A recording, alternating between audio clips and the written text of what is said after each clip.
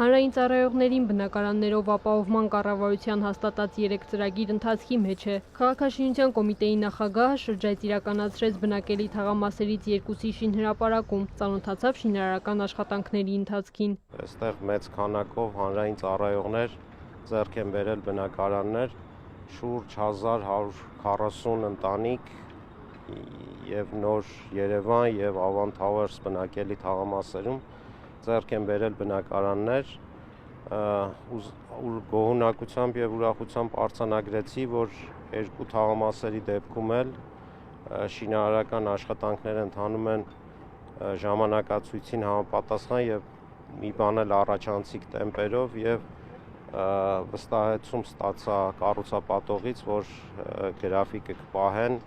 եւ նախատեսված ժամանակից շուտ կհանձնեն բնակարանները մեր քաղաքացիներին,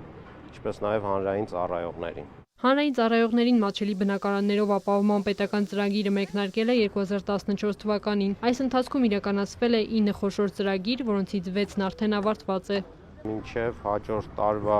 վերջ կամ մյուս տարվա սկիզբ ես հույս ունեմ, որ այն բոլոր ընթացիկ ծրագրերը կավարտվեն եւ բոլոր քաղաքացիները ժամանակացույցին համապատասխան կստանան իրենց բնակարանները։ Հանրային ծառայողները բնակարանները ձեռք են բերել շուկայականից 15-ից 30%-ով ցածր արժեքով, որը զուգակցվել է եկամտային հարկի վերադարձի մեխանիզմով։ Թե այս, թե այն, թե բոլոր մնացած դեպքերում, որտեղ հանրային ծառայողները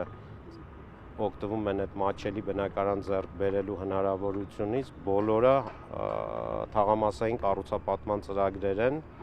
որտեղ լինելու են խաղահրապարակներ, զրուցարաններ, կանաչ գոտիներ, այսինքն ձևավորված քաղաքաշինական միջավայր եւ մեր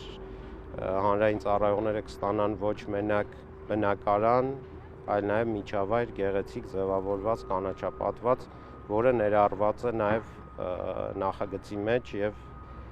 պարտադիր պայման է հանդիսանում։ Հանրային ծառայողներին բնակարաններով ապահովման 9 ծրագրով բաշխվել է 3314 բնակարան եւ 2336 ավտոկայանատեղի։ Քրիստինե Թորոսյան, Սեյրան Անտոնյան, լուրեր